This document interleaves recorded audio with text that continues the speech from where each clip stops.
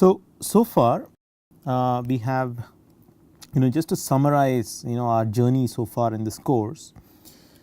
We initially started off with basic ideas of quantum mechanics, and then we extended this to develop ideas on solid state physics, okay, which is basically what happens as you go from one electron sitting in a potential well to an electron in a solid wherein you have a periodic potential well because of all the atoms. And then from here we brought in basic ideas of semiconductor physics, okay, and we spent a lot of time discussing concepts of mobility, effective mass, recombination generation, the different charge transport mechanisms, and the continuity equation. And then we continued with our journey towards looking at junctions. So this was a very important step wherein we looked at two kinds of junctions, the metal semiconductor junction and the PN junction, and we saw how we saw the tools and techniques, right, of using solving for electrostatics using ideas like the Poisson's equation, and then trying to use the continuity equation to identify the current voltage characteristics, etc. And now we are going to take a next big leap in our journey, and we are going to start talking about transistors, okay. So these are, so we have now reached a point where the flavor of the course will slowly shift from more fundamental physics and device physics towards more of circuit design, okay. So we are not yet there, but the course will start taking on that flavor. With regards to transistors, firstly we will just look at what are transistors. So let us say just to sort of introduce this idea, these are essentially in a simple language, these are the building blocks of all your modern day integrated circuits, right, along with all the diodes, etc.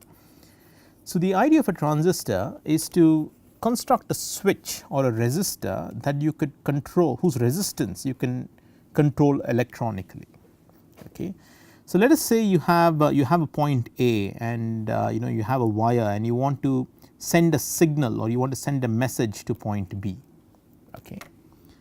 Now one way to do it is to have your regular old switch which is probably used for controlling the lights in your homes, and you have a signal, and whenever there is a signal that needs to be transmitted to this side, you have somebody push the switch down and the switch is closed, and you have your signal, whatever your signal is being transmitted to point B, okay. And then when you do not want the signal to be transferred, you keep the switch open, okay. So here the switch is closed and here the switch is open, and your message at point A will not be transferred to point B. So how do I make this operation of the switch very fast? If I have a mechanically operated switch, it's going to be a very slow process, because you are now dependent on the mechanical time constants, okay, which are quite slow, okay. So the idea of a transistor is to develop a switch, okay, which can be controlled electronically, okay, an electronically controlled switch, which means that this control of the switch going from on to off is done electronically, and your signals heading from A to B are all electronic, and it is a very nice way to interface the real world with the world of electronics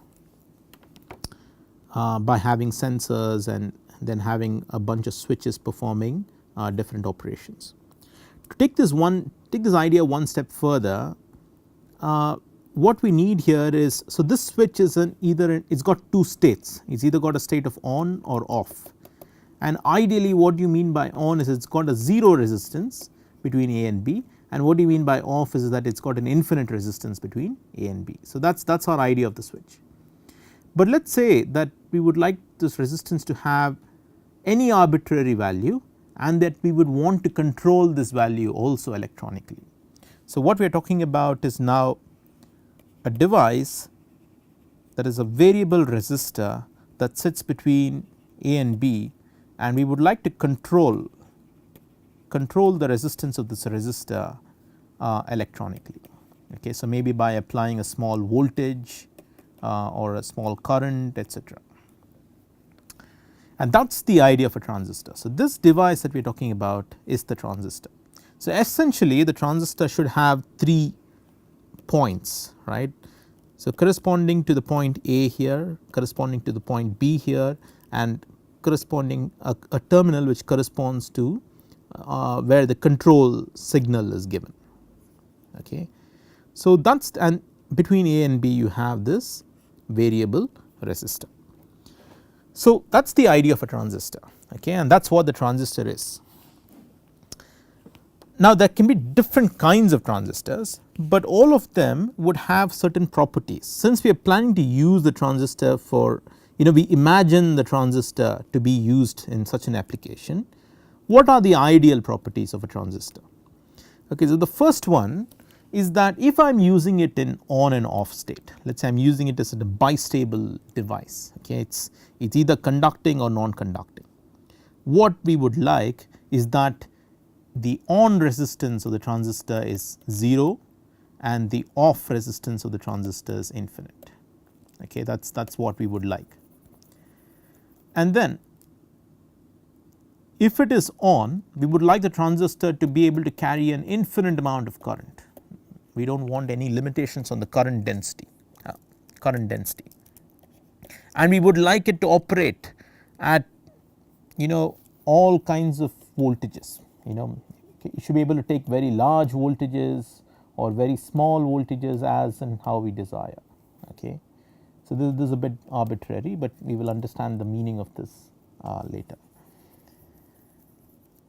And if you look at the voltage across, if you look at the off current, okay, when the transistor is off, we would like it to have 0 current, which is basically a consequence of the resistance being an off state resistance, and it should take a value of 0 amps at any voltage. So we want, no matter how large the off voltage goes, we would like this current to be 0 amps. Okay. So by V off here I mean the voltage difference between A and B. So even if VAB is infinite volts, I would like my device to carry 0 amps of current. Okay. That is probably asking for a lot, but that is what we want. Okay. And the other thing is that we would not like the control signal. So here you want to send a signal, a message between A and B, from A to B, right. You do not want any signal that you use to control the transistor to influence that message. So essentially what we want is that if there is a resistor here, okay, so let me call that as R in, okay, we would ideally want that resistance to be infinite, or let us say if there is an impedance, we would like that impedance to be infinite. Okay, we do not want the control signal to impact the operation or the message, it should not corrupt or influence the message being transferred between A and B. And we can continue listing a lot of these properties, but the other one is that we would like the switch or the transient between on to off state, or the time taken to go from on to off and back to on, to be nearly 0. We would like all this to happen instantaneously. Okay. So we want all this operation to be having a 0 time constant, 0 second time constant. Okay. So these are some of the points that or some of the dream assets or the dream properties that a transistor must have. Okay. But reality is quite different, and depending on how you construct a transistor, you get some advantages and you lose you lose some of the benefits. Okay. So what we will talk about is we will focus our attention not only on these very general features of a transistor, but we will try to look at how do you design some kinds of transistors, and what are particularly the ones that are very commonly used, and we will look at the device physics of these devices. We will use all the tools and techniques we had so far and look at the device physics of all these devices, and then extract the current voltage characteristics, and finally try to build an equivalent circuit. Okay. So, we are going to follow the same protocol. We have already done this through metal semiconductor junctions and PN junctions. We are going to firstly construct a transistor, then use all our tools of device physics on this construct, and then from here extract your IV characteristics, so the current voltage characteristics, and see whether it matches these properties that we desire. Okay. And if it does not, we will try to improve upon it or try to find the reasons as to why it does not. Okay. So, that is the exercise that we are going to pursue. Okay. Now, once again, all these topics are going to involve a lot of mathematics. There is going to be a lot of derivations around, because as the device gets more and more complicated, your device physics is also going to get more and more involved. It is going to be more involving. Okay. But the point of the course is nobody is going to test you on whether you can remember the derivation. That is not the point of the course. The point of the course is you know how to approach the device physics. Okay. So, that is why we will go through this painful, probably for some people it is painful excursion of me talking about the derivations and me writing down the equations, but at the same time keeping in mind as to what the concept is and what the physical intuition behind all that is. Okay. So, it is in some sense necessary, it is a part of this course, but nobody is going to test you on whether you actually can derive this particular model for a particular device. Okay. So, the point is to give you the toolkits and show you how it is done, so that you will be able to build your own device in future and perform this kind of an analysis on that particular device. Okay. Now, there are many kinds of transistors. Okay. You will hear of many, and I have listed a few of them here, but I am sure there are many others. Again, this is something the design and development of transistors and the materials used for the transistors is very much the forefront of research in semiconductor devices. Okay. But these are some of the ideas behind transistor constructs that some of you might be familiar with, but in some sense are also very important. Okay. So, you have bipolar junction transistors or BJTs, you have field effect transistors, and there are many kinds of field effect transistors. You have metal oxide semiconductor field effect transistors, which are MOSFETs, and in MOSFETs you have something called as a depletion mode MOSFET or an enhancement mode MOSFET. You have something called as a MESFET, which is a metal semiconductor field effect transistor. You have thin film transistors, you have tunnel FETs, you have junction field effect transistors, etc. So, there are many kinds of transistors. Let us start looking at the BJT. Okay. So, many of you might be familiar with this because it is a widely taught topic in your undergraduate studies, but nevertheless we will go through this entire exercise again. Okay, particularly focusing on the device physics, and as I mentioned, whether you like it or not, a lot of the mathematics and the derivation. Okay. So, the BJT is got a construct like this. The geometry of it is simply there are two kinds. Okay. Let us call it as a PNP BJT and an NPN BJT. Okay. And the idea behind that is you have a construct wherein you have a heavily doped P type semiconductor, a moderately doped N type semiconductor, and a moderately doped P type semiconductor. So, you have a sequence of these three layers for a PNP BJT, and for an NPN BJT you have a heavily doped N plus region, you have a moderately doped P type and a moderately doped N type region. Okay. So, in some sense it might look like these are two diodes, right. It might look like these are two diodes. So, it might look like this, but there is a significant difference. Okay. So, this region which is in the middle, okay, which is the N doped region here and the P doped region here, has to be extremely small or extremely narrow, I would say, not small but extremely narrow for you to have a properly working BJT. So, in some sense just blindly using a circuit equivalent of two diodes is not probably the right representation of a BJT. So, these 3 regions are given very specific names.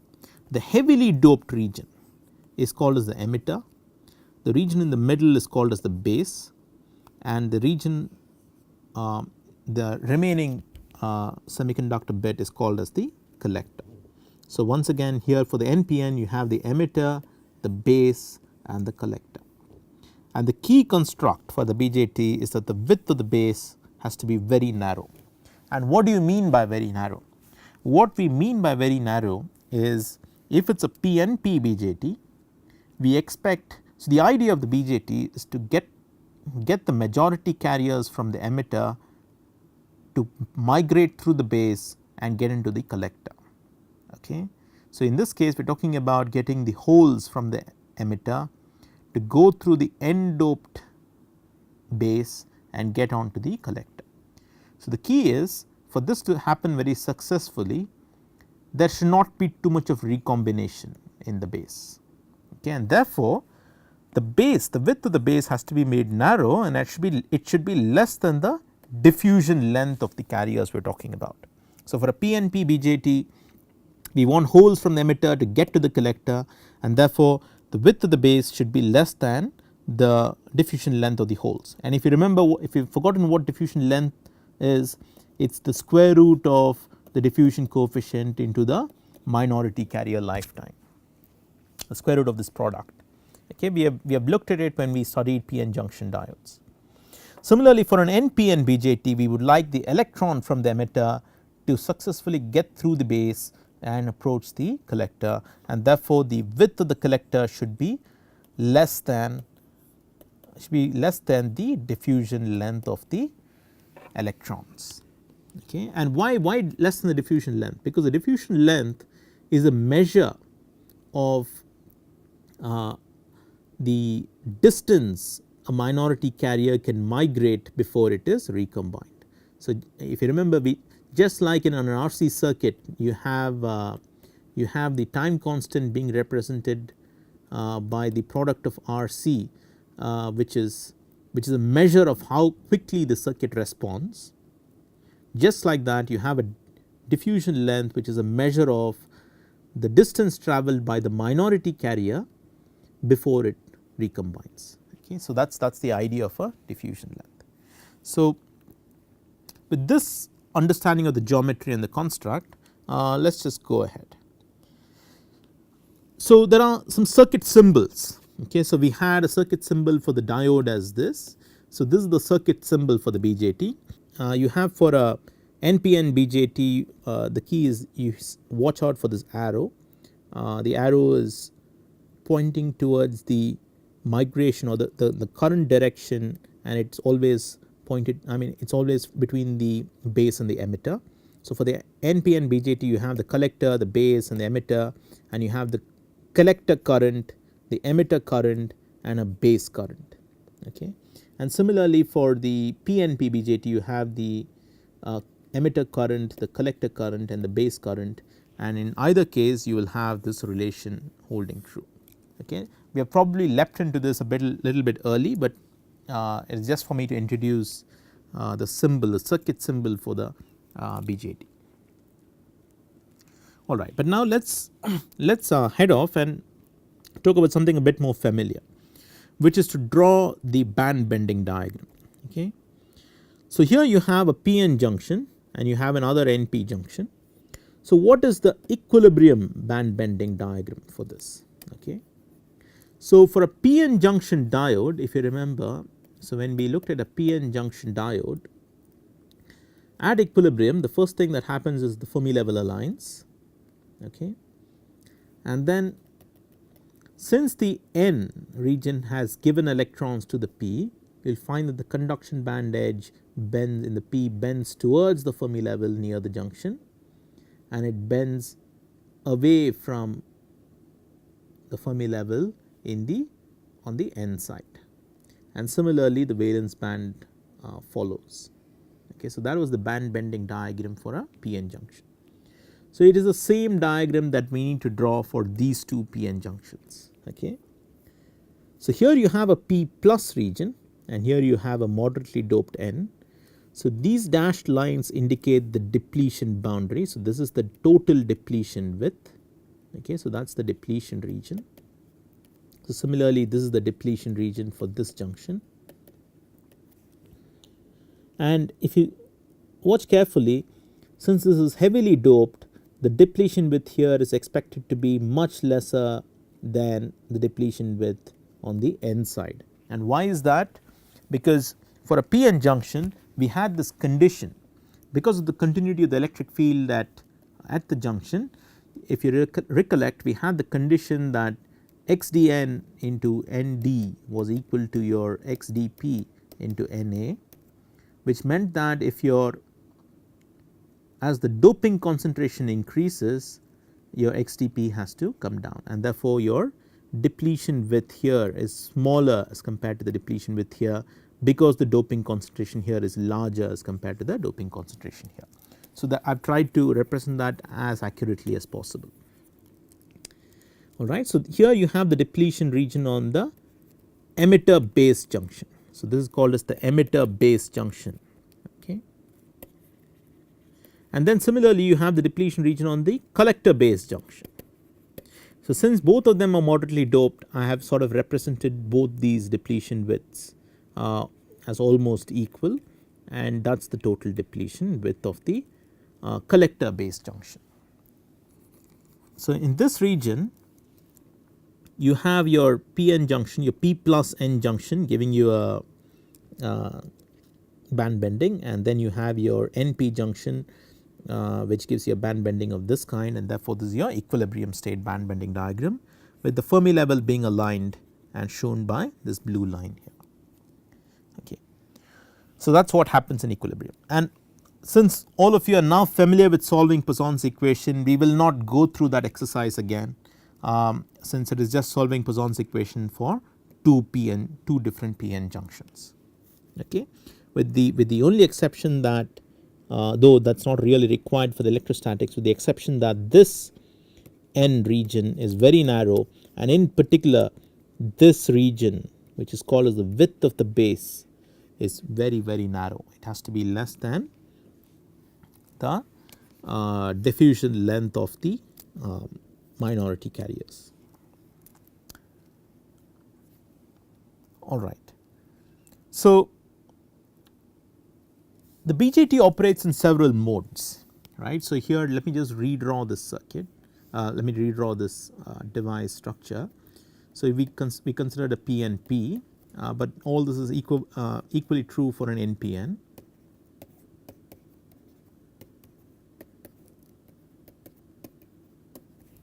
Okay, and what we have several different modes of operation. Okay.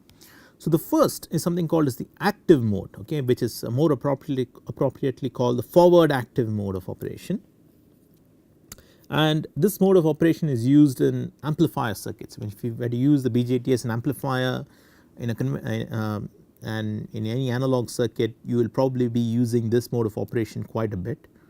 Okay. And in this mode of operation, the emitter base junction is forward biased. Okay. So, you want to forward bias this diode.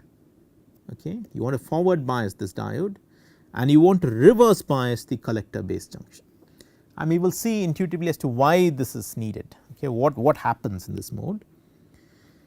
Okay, so, you want to forward bias the emitter base junction and reverse bias the collector base junction, and since we have talked about the forward active, we can also talk about the reverse active, okay, which is, or the inverse active if you like. In which case you just flip these two, which is the emitter base junction is, sorry, it is a typo here, the emitter base junction is reverse biased and the collector base junction is forward biased. Apologies for this typo, but please do correct it. Okay, so, the idea is since the if not for this excess doping, the emitter and this device structure is completely symmetric. So, for example, let us say we did not excessively dope the emitter, let us say it is P and P. The device structure is completely symmetric. So, whether you forward bias this and reverse bias that, or reverse bias this and forward bias that, it is the same. Okay, but the difference comes about because of this excess doping. Okay, and that is why in the forward active region we are very careful to forward bias this diode, which is the excess doped P and the moderately doped N, and reverse bias the moderately doped P and the N. But in reverse active we do the opposite, which is we forward bias this diode and reverse bias this diode. Okay, so that's the only difference between active and inverse active. All right. In saturation mode operation we forward bias both sides, both junctions. So this diode is forward biased and that diode is forward biased, which means that this voltage is going to be higher than that voltage is going to be higher than this, and in this case this is going to have a larger voltage as compared to the other two sides. And in the cutoff mode, okay, so before I move on, the saturation mode is the mode that is used as the on state in any digital circuit. So if you want to completely close a switch, we are talking about the saturation mode of operation. And the cutoff mode is the off state in any digital circuit. So if you are building digital circuits, you will probably be using the saturation and cutoff mode a lot, while maybe also using the active mode for certain special purposes. So the cutoff mode is where both the junctions are reverse biased and you do not permit any current. Okay, if you just reverse bias both junctions, you do not permit any current at all through the circuit, because these are the different modes of operation.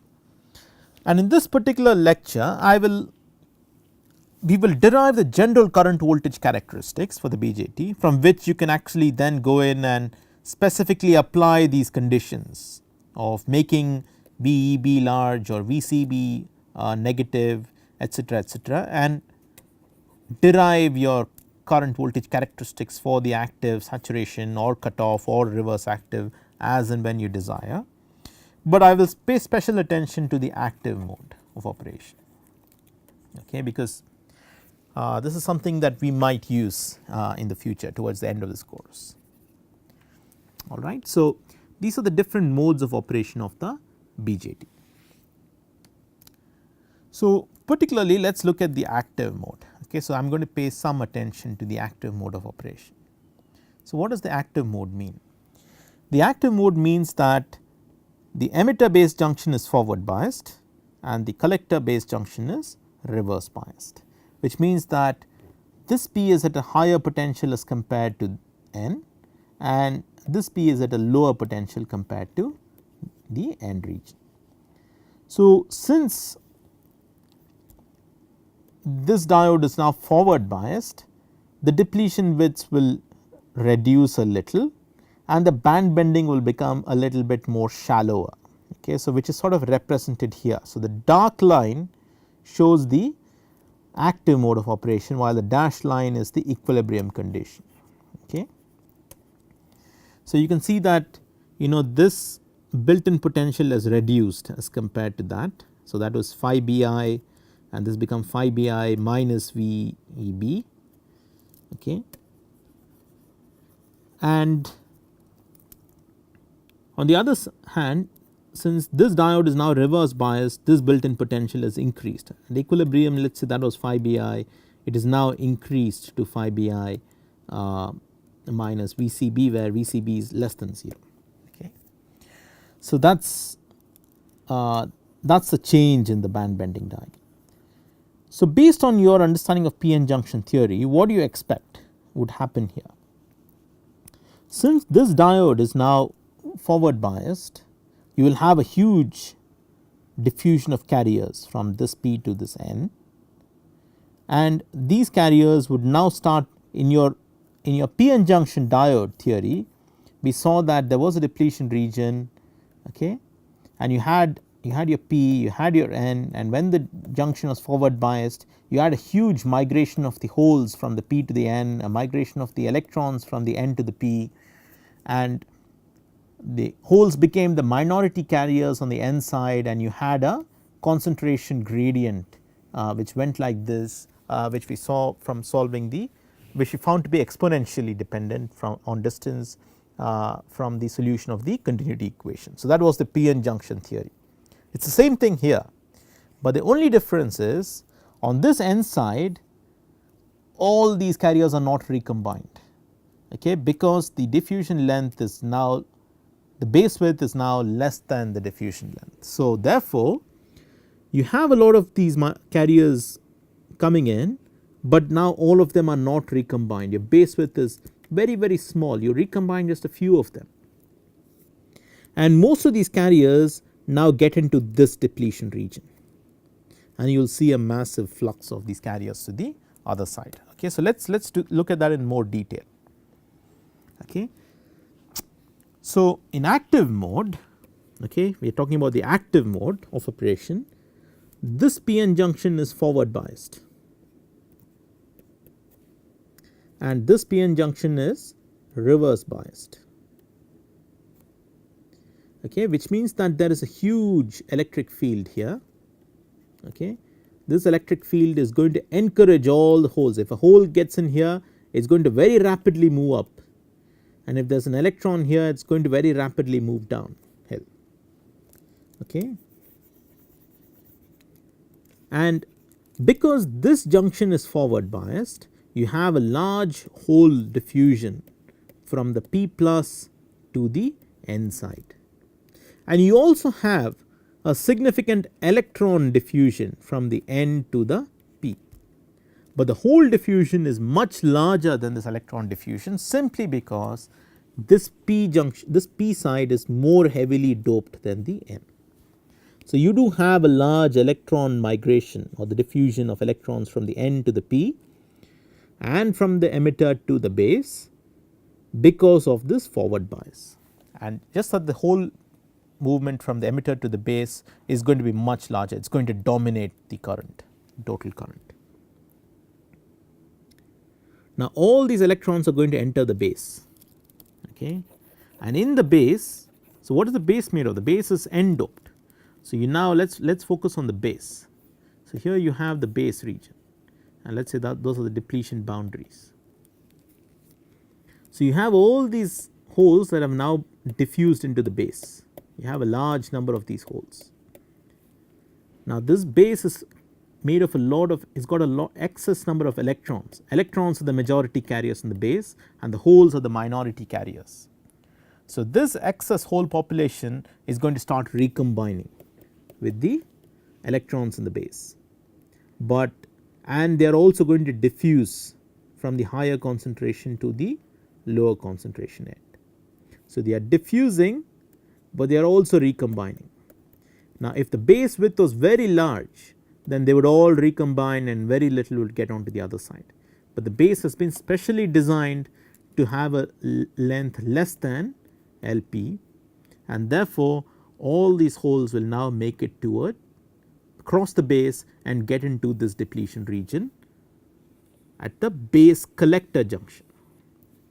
So all the holes will successfully make it through, perhaps not all, but most of them would successfully make it through and get into this depletion region. And once they are in this depletion region, they see a very large field because this junction is now reverse biased.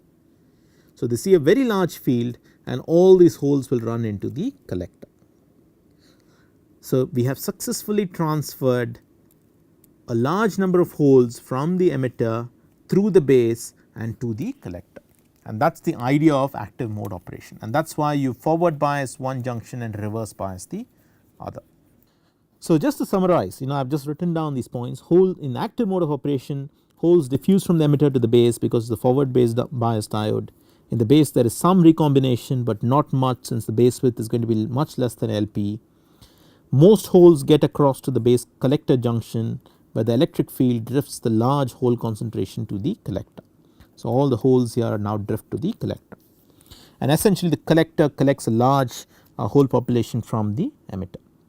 But to maintain all this operation in steady state, if you want to keep this phenomena going continuously, you need to compensate for all the electrons lost in the base. Okay, where has the base lost electrons? A lot of electrons have migrated from the base to the P side because of the diffusion, and a lot of the electrons have recombined. Now if you do not replace these electrons, this mechanism would stop, it will reach a new equilibrium and everything would stop. So in order to keep this going, you need to provide a steady base current, you need to keep injecting electrons into the base. if you think of the current in the conventional sense, you have a base current that flows outward. Okay. So that is why in your, so we are discussing a PNP junction, and that is why if you look at the circuit diagram, you will see that for a PNP the base current is drawn this way. So here you have the holes moving from the, you have hole migration, you have holes moving here, and you have electrons moving in to compensate for the electrons that are recombined, that have diffused to the emitter, and therefore the base current moves here. So you have a emitter current, you have a collector current, and you have a base current with this relation being followed. So that is the essence or the qualitative discussion of the working of the BJT. So we have looked at the PNP BJT, the NPN BJT is the same argument. So if you want to draw this properly, so let us take the NPN junction. So you have the N plus P and N, the band bending is now going to look like that.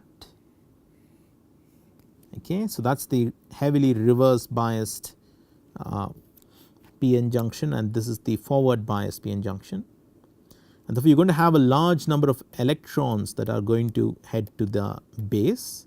Some of these electrons will recombine, and a large number of these electrons will now start drifting away into the collector and will be collected by the collector. So in order to recompensate for these holes in the base to keep things moving, for an NPN junction you need to supply a, you need to add more holes, which implies that you need to add a base current that is directed this way. Okay. So that is the NPN operation. So we discussed both the PNP as well as the NPN operation. In active mode, so we are only looking at active mode. At equilibrium we know what the band bending diagram is. Okay. I am paying special attention to active mode operation, although we will derive the general current voltage characteristics.